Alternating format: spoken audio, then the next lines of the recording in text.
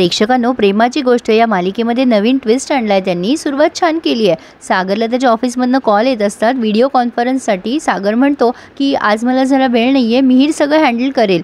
आणि आता बोलता बोलता तो सहजच सईची नोटबुक चेक करतोय तर त्यामध्ये सगळे रेड रिमार्क्स असतात. हे बघून सागरला जरा आश्चर्यच वाटलंय आणि थोडासा रागही आलाय सईचा. पण सई बघते की आपला बाबा नोटबुक चेक करतोय म्हणून गपचूप आता तिचे कामं करते ती सागरशी काही न बोलता. आणि सागर बराच वेळ तिच्याकडे असं बघतोय. तेवढ्यात मिहीरचा कॉल आलाय त्याला. तो म्हणतोय, काय रे सागर, तू आज चक्क व्हिडिओ कॉन्फरन्सला नाही आहेस? काय झालं रे बाबा, घरी ठीक आहे ना सगळं? सागर म्हणतो, ठीक नाही आहे ना, आई बाबा बाहेर गेलेत आणि माझ्यावर सईची जबाबदारी टाकून गेलेत. मिहीर म्हणतो, ठीक आहे ना मग, अरे तिच्या सोबत चांगला वेळ घालव, एखादा कार्टूनचा पिक्चर दाखव. सागर म्हणतो, तेच करतात आई बाबा, म्हणून तर नोटबुकवर सगळे रेड रिमार्क्स आहेत मॅडमच्या. आता सई सारखं डोकं खाजवत असते त्यामुळे तो मिहीरशी बोलता बोलता म्हणतो, थांब जरा, मी तुला नंतर कॉल करतो हं मिहीर. आणि आता सई सागरकडे बघते आणि सागर सईकडे, असंच दाखवलं आहे त्यांनी. तर थोड्या वेळाने हे दोघंही जण हॉलमध्ये बसलेले असतात. सई सारखं तिचं डोकं खाजवत असते.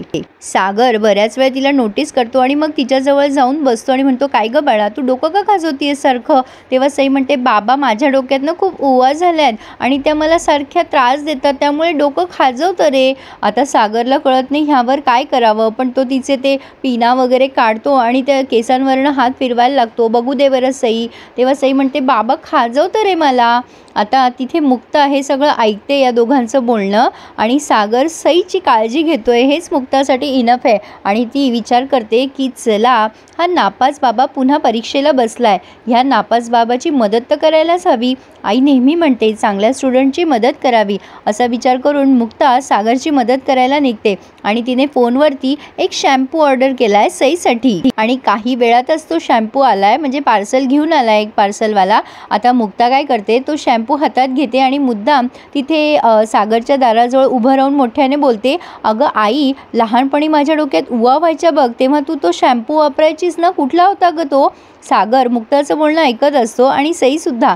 आता मुक्ता तिकडनं माधवीताई म्हणतात, अगं हो, पण तुला कशाला हवा आहे? का लहान मुलांच्या वस्तूंची आत्तापासून काळजी घेणार आहेस तू? तुला हव्या आहेत का त्या सगळ्या वस्तू? मुक्ता म्हणते, नाही ग आई, कोणाला तरी मदत करायची होती म्हणून तुला सहज विचारलं ग, सुचलं म्हणून विचारतीये. आता हे सगळं सागरने ऐकलंय आणि सईने सुद्धा.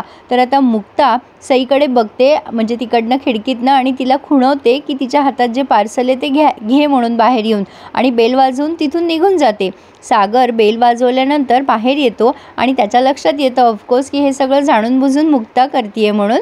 तर आता सागरने तो शॅम्पू रिसीव्ह केला आहे आणि तो सईच्या दाराकडे मुक्ताच्या दाराकडे बघत असतो आणि तो शॅम्पू रिसीव्ह करून सईला म्हणतो, चल बाळा, आता आपण ह्या शॅम्पूने तुझे केस धुऊयात, कदाचित तुझ्या उवा निघून जातील याने.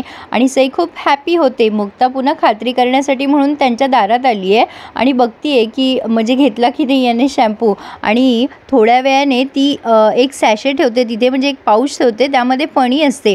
आता ही सई छान केस वगैरे धुवून आली आहे, म्हणजे सागरने धुवून दिलेत त्याच्या मुलीचे केस छान. सई खूप हॅपी असते कारण तिचा बाबा तिची गरजेपेक्षा जास्ती काळजी घेतोय.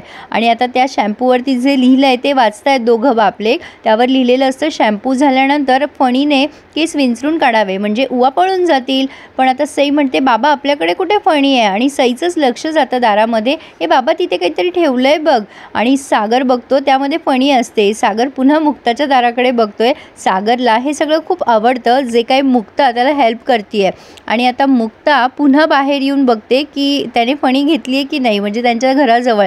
सागर त्या फणीने मुक्ताचे केस विंचरून देत असतो आणि दोघंही जण, म्हणजे ही मुक्ता सागरकडे बघत असते आणि सहज या सईचं लक्ष मुक्ताकडे जातं.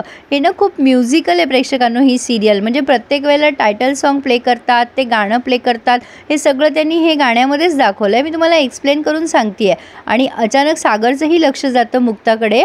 मुक्ता थोडीशी ऑकवर्ड होते आणि तिथून निघून जाते. तर छान दाखवलं आहे थोडक्यात सांगायचं तर. आणि थोड्या वेळाने सई झोपून जाते, तिला त्या खाजेपासून छान रिलॅक्सेशन मिळतं आहे. आणि मग सागर तिच्या खोलीत येऊन बघतोय तिच्याकडे आणि ते शॅम्पू बघतोय. त्याला असं वाटतं कृतज्ञता म्हणून त्या मुक्ताला जाऊन थँक्यू म्हणावं.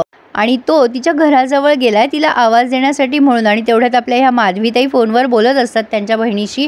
बरं त्यांची बहीण केव्हाही बोलते त्यांच्याशी रात्री बेरात्री असो, पण त्या सांगत असतात की अगं बंधू, तू सांगितलं म्हणून मी त्या ऑफिसमधून निघाले आणि सागर चांगला गडगंज श्रीमंत दिसतोय. अगं चांगल्या मोठ्या कंपनीचा मालक येतो आणि 30-40 लाख रुपये पगार त्याला सहज असेल गं. सागर हे सगळं अगदी व्यवस्थित जवळून ऐकतो आणि त्याच्या लक्षात येतं की आपल्या ऑफिसमध्ये येणारी बाई दुसरी तिसरी कोणी नसून हीच आहे. आणि सागरचा होतो गैरसमज. इकडे वंदनाताईला सांगत असतात या माधवीताई की अगं तुला सांगते, मी त्याची पे स्लिप बघणारच होते त्या गोखलेला खिशात घालून. आणि सागरला गोखले पण आठवला आहे आणि सागरला पक्का कळलं आहे की हे सगळं त्याला फसवण्यासाठी करतायत ह्या दोघी मायलेकी, असं त्याचा गैरसमज झाला आहे. आता ह्या माधवीताई म्हणत असतात, मला तर आत्तापासूनच दिसायला लागलं आहे की सागर वेट्स मुक्ता. अगं मी आई आहे ना गं मुक्ताची, मला काळजी वाटणारच तिची. आणि सागर ह्या सगळ्या गोष्टींना वेगळ्याच अँगलने बघतोय. तो खूप चिडतो आणि त्याच्या घरात येऊन विचार करतो, शी कसले लोक आहेत ही, यांना माणसं नको आहे, फक्त पैसे छापणारे मशीन हवेत मशीन. मला वाटलं नव्हतं ही मुक्ता गोखले अशी असेल. सईची काळजी करायचं फक्त आणि फक्त नाटक करत होती ही आतापर्यंत. हिची आई तशी ती, मला नव्हतं वाटलं हे सगळं असं होईल. पण या जगात माणसांना किंमतच राहिली नाही आहे. खरं तर सागर खूप चांगला मुलगा दाखवला आहे, पण आता त्याचा हा गैरसमज कसा दूर होईल ते पुढे बघूयात. तो त्या शॅम्पूकडे बघतोय आणि तो शॅम्पू रागाने फेकून देतोय. त्याला हे अजिबात पटलेलं नाही आहे. आता हा गैरसमज त्यांनी छान दाखवला आहे खरं तर गमतीशीर. पण पुढे अजून इंद्राताईचा गैरसमज बघा. इंद्राताई घरी आल्यात, दोघंही नवरा बायको. इंद्राताई घरात येतात त्याच्या तेव्हा सागर बैठकीतच बसलेला असतो, म्हणजे ओसरीमध्ये त्यांच्या. इंद्राताई म्हणतात, काय रे झोपली का सई? सागर म्हणतो, हो झोपली. आता त्या पण आराम करायला जाणार. तेवढ्यात सागर म्हणतो, आई मला सांग, ही समोरची 101 मधली माणसं नेमकी कशी आहेत गं वागायला? तेव्हा ह्या इंद्राताईंना तर तेच हवं असतं. त्या लगेच म्हणतात, अरे ती फारच खौट माणसं आहेत ती, म्हणजे माझ्या दागिन्यावर सौंदर्यावर जळते रे ती बाई. पण तू काळजी करू नको, तुला काही बोलले का ती? थांब मी आता कोयताच दाखवते.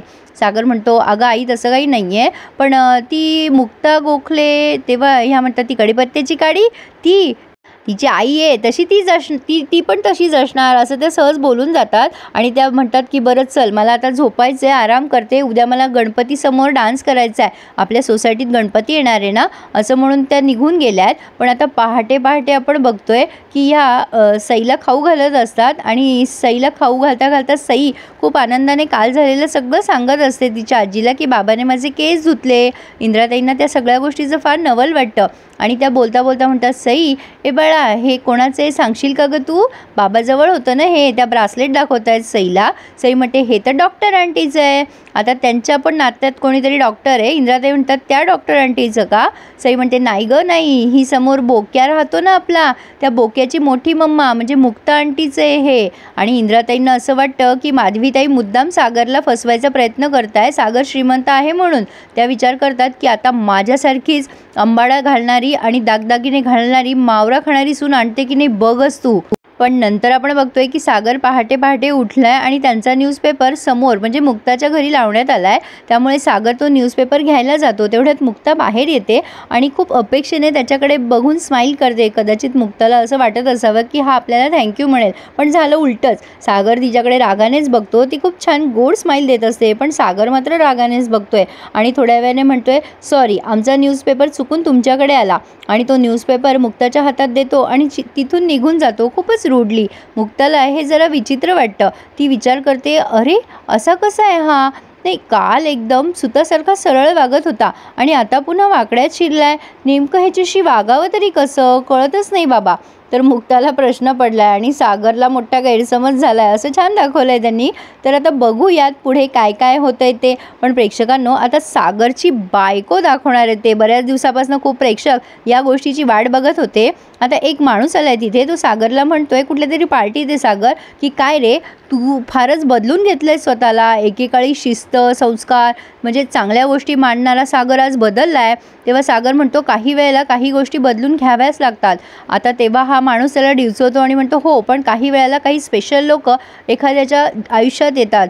हिऱ्याची खरी ओळख जोहरीलाच असते, असं म्हणून त्याने ह्या बाईला समोर आणलंय. तर ही बाई दुसरी तिसरी कोणी नसून सागरची पहिली बायको आहे, हिचं अफेअर आहे बहुधा ह्या माणसाशी आणि तिने सागरला धोका दिलाय असं काहीतरी वाटतंय खरं. प्रेक्षकांनो, असा होता आजचा रिव्ह्यू. कसा वाटला नक्की कळवा आणि चॅनलला सबस्क्राईब करायला मात्र प्लीज विसरू नका. धन्यवाद.